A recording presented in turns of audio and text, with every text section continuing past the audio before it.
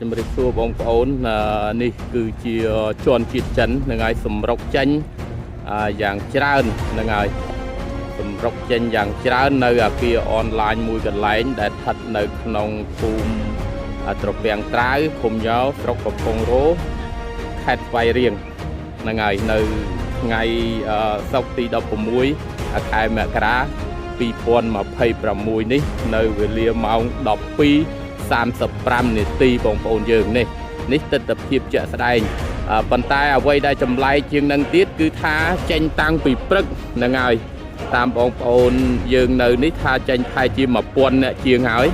ហ្នឹងហើយ1000អ្នកជាងហើយអញ្ចឹងមិនដឹងថានៅក្នុងអាគារអនឡាញនេះមានប្រមាណពាន់អ្នកទេបងប្អូនយើងនេះខ្ញុំថតគៀកនេះវាអត់ឃើញអាគារអនឡាញច្រើនទេហ្នឹងហើយថាឥឡូវពងតែសម្រុកចេញយ៉ាងច្រើនកោះកនេះក្រឹកក្រែងច្រើនណាស់បងប្អូនយើងមិនដឹងជាទៅណាមកណីទេសិតតែជន់ជាតិចិនបងប្អូន